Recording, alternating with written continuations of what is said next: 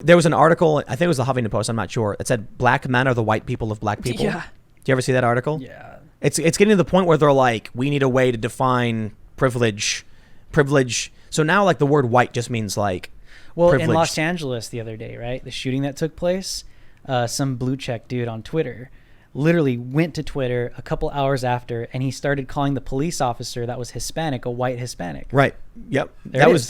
I'm not going to say the guy's name. I don't want to give him any. Yeah. I mean, that's like inciting race. Yeah, it's race baiting. Literally race baiting. 100%, yeah. And can you believe the people that go on Twitter and start yelling that Sean King is white? It's like, come on, man. Oh, right? Come on. It gets clicks. It gets clicks. It makes money. It gives them political fuel for elections, and minorities, they just buy it, you know? And I have to say, like, for the Hispanic community, 2016, I think the Hispanics were definitely being utilized as political pawns. I think 2020 right now, it's definitely the black community for sure. Well, so do you think Trump is doing well among Latinos and the black? I think we talked about the black community in the polls, but what do you think about the Latino community? I think, well, right now, I think as of 2020, the Latino vote will be the largest vote in American history. I'd have to look at some certain polls, right? I'd have to look at some certain polls, but I know that the Latino communities are waking up to the realities and the lies that they've been told, right? Like everybody feels that way, like you said earlier, right? What won me over with Trump was the human trafficking, was the border situation. Why? Because I didn't want open borders, and I didn't want my country to become like Germany with just complete open borders and everything is overrun and overthrown. But as a Hispanic person, the situation at the border with human trafficking, there are Mexican little girls, some that are being human trafficked on a nightly basis by coyotes from Mexico into the United States. We got to stop there because people don't know what coyote means. Yeah. And I remember when Trump referenced this and they all started laughing because they don't know what a coyote is. Yeah. So you want to explain what a coyote is? Coyotes are basically used. They're the runners. They're the pimps. It's the people. It's the people. The code name. The code name. Yeah. The people that are grabbing these little girls. And they go back and forth. Some of these little girls are raped up to sometimes like 45 times in one night. That's such a mess. And so this is why it's such a shame. It's a shame when AOC or these leftist politicians will jump up and say, there's Trump, there's no national emergency. There's no emergency. Are you kidding me? Are you kidding me? There are little Mexican little girls right now, as I speak, that are being raped across the border. That's a problem, and these leftists want to act like they care about minorities when Donald Trump is the one that wants to do something about it at the border. It all adds up, and that's what 2016 was about. And for me personally, that's what won me over. Take a look at this article. Let's take a look. Does Trump think there are actual coyotes coming over the border? Unbelievable. This Smuggler is Vox. coyotes. Oh No, this is good. This article is good. Smuggler coyotes are a problem at the border, not dogs. The fact that Vox had to write an article explaining this because Trump was being attacked. Because Trump said, here's a nation without borders is a nation not at all. Without borders, we have a reign of chaos, crime, cartels, and believe it or not, coyotes. Trump said of the Senate spending bill, he's refusing to sign due to it not meeting his demands on border security funding. And all of a sudden, Twitter erupted with these snooty elitists being like, Trump is really concerned about coyotes barking and like coming. Oh man! And so I did one time. I was like, Google coyote and Trump, and I'm like, what is he talking about? Oh, the smugglers. That's right. They're making a mockery out of human trafficking and rapists. I got into it. That's embarrassing. That's a shame. That should be condemned. And see, this is why a lot of Latino voters are being won over, because the Latino community is all about family and loyalty. Dude. And when we see stuff like this really pisses us off because it shows that these people don't care about our people. I got into it with one of my Hispanic friends because she's very caring. She's very maternal. She has a little girl. I was like, one thing that you need to know before you say Orange Man bad loud at me and tell me that you can never consider voting for him, you need to know what is coming over the border and what is being done to these people. And these girls are your daughter's age. And I really didn't want to be emotional with her, but I was like, you know what? This is something that you need to know before you say, "Oh, he's too orange for me. He's too bad." And he's do you too know racist. why? Do you know why Democrats? Do you know why the left? And I don't want to make it left and right, but this is just where we are right now.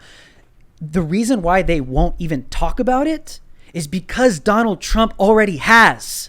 Think about that. They can't. Think about it. The reason why they won't address it is because Donald Trump already has. And I'm not up here to advocate for Trump or anything like that. I'm speaking for these little girls. They won't address it because of their stupid pride, because they hate Donald Trump so much. Yep. They won't come out and say, maybe we should work with him on this. Maybe we should address it too. But they can't, because Orange Man bad, and they hate Donald Trump so much that they can't stand up for little girls, 12-year-old girls that are being raped at the border, sometimes 45 times in one night. Why won't they do it? Not even because of politics, but because of Donald Trump. He's already done it. So they can't be seen aligning with Trump. Exactly. Disgusting. Think about that, people. Think about that right now. Is that right? Yes or no? Let us know in the comments. And smash the like button. Sure. There you go. Absolutely. There you nailed it. Nailed it, man. Listen. I love it. Woo. A broken clock is right twice a day. To the Democrats, Donald Trump is always wrong. Yeah. Something's not right there. That means they're spinning those dials. How is that possible? And I've had people ask. I've talked to people about this. I've talked to some people who like announced they were, told me they were going to switch for Trump, and I said, "What was the moment you realized?" And they told me essentially, "How is it possible that literally everything he says is wrong? It makes no sense." Yeah. And so when all they would ever hear is he screwed up, he screwed up, he screwed up, then people were saying, like, people would tell me, like, I decided I got to check that, because now it seems weird because he can't do one thing right. Now I'll tell you, I rag on Democrats all the time, and I think they always do things, they tend to screw up a whole lot. But I've given praise, and I try to make sure if they do something good, I'll give it the respect it deserves.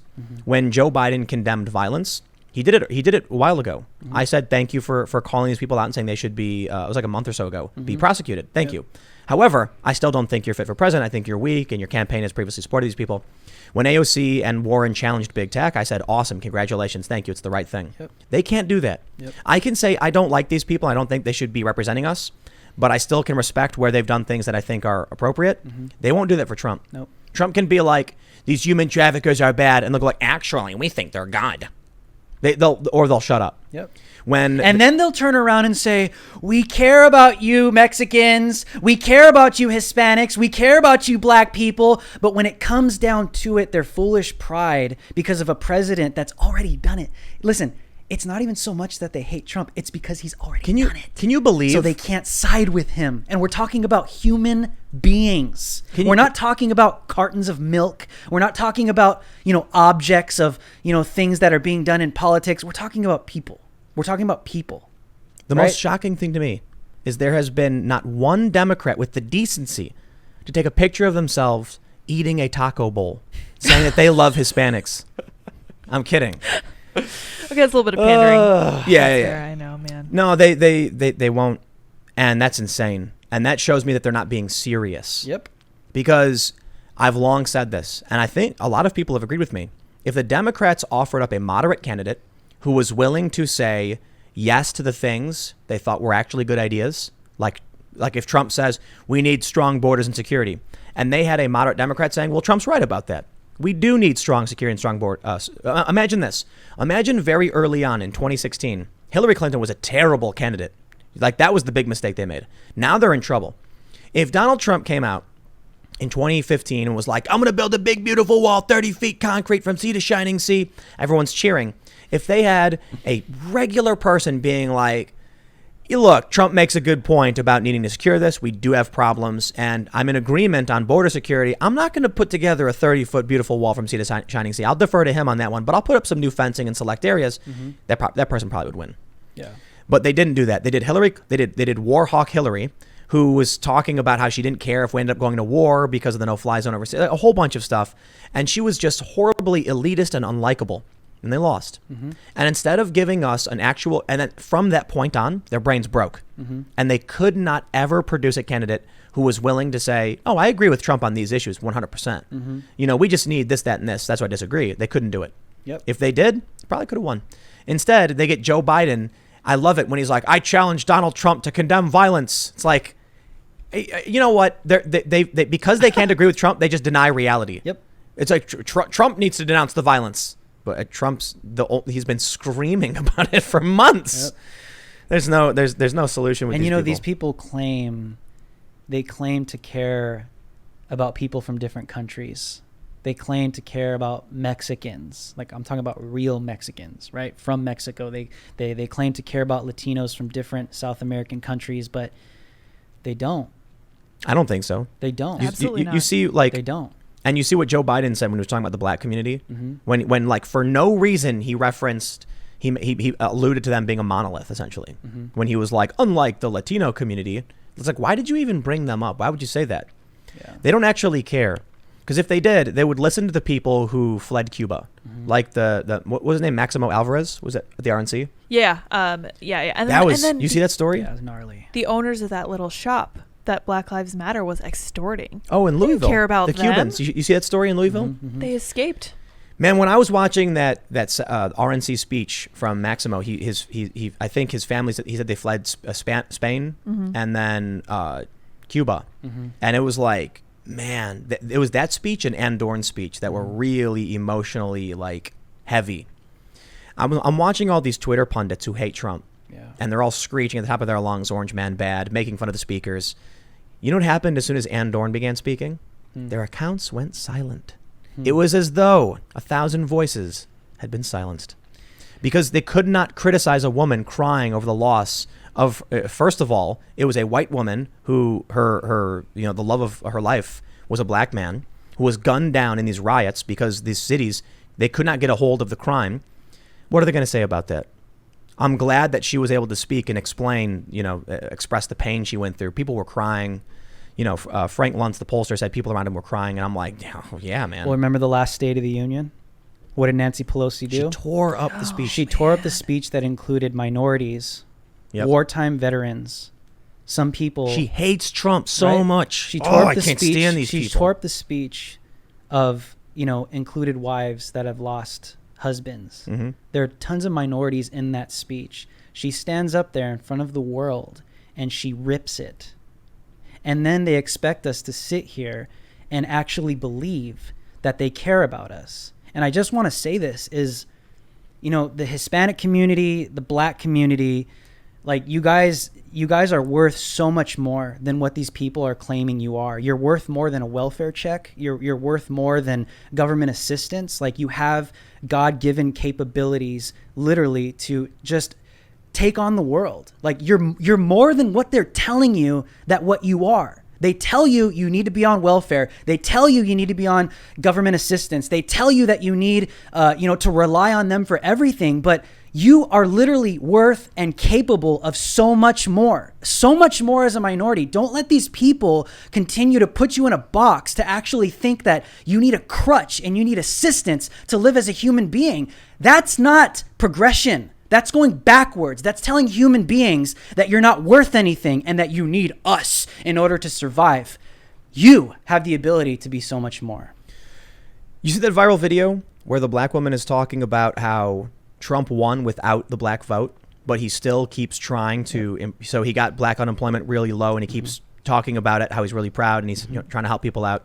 And she's saying he didn't do that. He didn't do that. He won without the black vote. Why is he still trying to help the community? And she's like, I like it. So I think Trump. Maybe because they aren't. Maybe because the other side has had decades to change things for these communities. And they have not. Chicago hasn't gotten any better. All these blue cities, worse. It's gotten worse. Listen, for people listening right now, the black community had the first black president of the United States. And where was he from? Chicago. And has Chicago... Well, technically Hawaii, but... Right, but has Chicago gotten any better even after the advent of the first black president of the United States of America? No. Why? There's actually a lot of people in Chicago who brought that up, particularly in the black community. They were like, Obama was here. What did he do? And I will be fair and say some of these cities have deep-seated problems that are not so easy to fix. But I will tell you, at a certain point, whether or not with look, Los Angeles has a Democrat supermajority. They can't solve their homeless crisis. It's almost like there's no political competition. So what happens is a Democrat runs, they either win by default or they just say, yeah, look, we'll give you all these things. There you go. And then they get elected and they just don't do anything, but no one cares and no one votes for anybody else. I think one of the problems is that Republicans don't try to gain a foothold in many of these areas. And because there's no competition, The Democrats do nothing. They're a dull blade because it's the only thing you get. It is a monopoly. The Democrats in many of these cities is akin to a cable service provider that has no obligation to service you properly because what are you going to do about it? Yeah. I'll tell you this. You ever see the South Park episode where they go to the cable company and the guy has the flaps on his nipples? Yeah. And he's like, yeah, tell me about your problems. And he's like, yeah, and he's rubbing his nipples. It's Democrats. Like, oh, yeah, exactly. That's Yeah. Democrats in these Yeah, cities. exactly. Being like, you have a problem? Who are you going to vote for? Oh, that's too bad. You can't vote for anybody else. Yep. There you go. You know, and I still have to, and I know I'm going to get a lot of crap for this, but I still have to speak to these communities because they're still voting that way. They still vote for that. But and I'll tell you, accept it. But I'll tell you what the problem is, in my opinion. Donald Trump has been trying really hard to particularly to get the black vote. Yeah. But I believe he's actually trying to help the black community. Yes. And if you look at Kanye West and Candace Owens and many of these black conservatives, why they support Trump, I hear them and I'm like, wow, I hear what you're saying. It's interesting. I respect your opinion. Do your thing. I think it's going to take outreach. Donald Trump did it. Yeah. Donald Trump was like, vote for me, let me work for you. But I was talking, we had a black conservative, Billy Prempe, who's running in North Jersey for Congress. And he's basically saying how the GOP doesn't want to even bother with many of these deep blue cities because it's too expensive. Yep. So they focus elsewhere. You have to. At least try. You At need least political try. competition. At least try. Yes. And even if trying is like, even if you can't win, you are chipping away at this, to form that sculpture over time. You need to go around, do outreach. Look, in AOC's district, the Republican who was running against her when she first ran didn't even have a website. Yeah. I don't know. I'm assuming that's, you have to fact check me because that was years ago now. But like, not even really running. See, but here's, I think this is where the conversation, Tim, turns into more is, do I love you? Because I just met you, bro. Right. Listen, though, if I love you, I'm going to run into a burning building for you. Even if I know I'm going to die risking my life to save you. I'm not going to calculate. I'm not going to say, oh, well, the odds of me making out of this alive are either this, or this. I'm going to do everything I can in that moment to get in there and to save your life. And I think politicians don't have that heart for these communities. Definitely not. And I think that's what a lot of people are starting to realize. And I think this is where the conversation turns into love for America, love for human beings. Because listen, the GOP needs to understand this. Who cares if you waste $5 million in a district? Who cares if you waste all that money on these communities? But if your answer to me is, it's just not worth it. It's not worth it. It's too much money. It's not going to work out. I don't think we can make that happen. That shows me that you're not willing to run into the burning building and save lives because you don't love these people. We're just statistics to you, even on the right. Yeah. I think that's why a lot of Republicans started retiring. Yeah. For the longest time, people just allow. And I do love you, Tim. Yes. And we have the cat he's mad. He wakes up around 10 and he's So like, he's awake. Yeah, because he's awake like, the now. show's supposed to be over. Feed me. Yes. I think about, we're seeing a lot of new Republicans start running. Yeah. They're like energetic populist Republicans. And I think this is the shift we needed where people are finally waking up. You had Democrats and Republicans alike who did not care for their communities. They just knew they'd get reelected. And I think they liked it. They liked that there were areas that would always be red and areas that would always be blue because it meant their job was secure. Well, now it's being challenged. Yeah. And now they're starting to get angry. A bunch of Republicans are like, I'm retiring. Donald Trump actively trying to help people in politics. I think there's a light at the end of this tunnel here. Well, everything seems dark and we've got Antifa and all this chaos. It could just be that we're getting the toxins out, we're flushing those toxins out. Toilet's going to stink for a little bit, but I'll tell you what, you'll feel better in a week or two. A better way to put it is, whenever I was little and I felt like I was going to throw up, my dad would always say, just go throw up and you will feel better. You're sitting here complaining that you're on the verge of throwing up for 10 minutes. Just go barf and it'll be over with. That's what we're seeing right now. We need to barf up all these incumbents and bring in real politicians that actually care about the communities. That's why I'm really impressed with people like Kimberly Klacik and Billy Prempe. They're in areas that are blue, but they're like, we have to stand up for what we believe in. Yeah. Black conservatives. It's not about your race. It's about whether or not you care about your community. Yeah. And I think they're running in places where the politicians don't, and they do. Yeah. Thanks for checking out this clip from the Timcast IRL podcast. We do the show live Monday through Friday at 8 p.m., so come back to check us out when we go live. Don't forget to subscribe, hit the like button, hit the notification bell, and we are also available on all podcast platforms for free if you want to listen to us there. Thanks for hanging out, and we will see you all next time.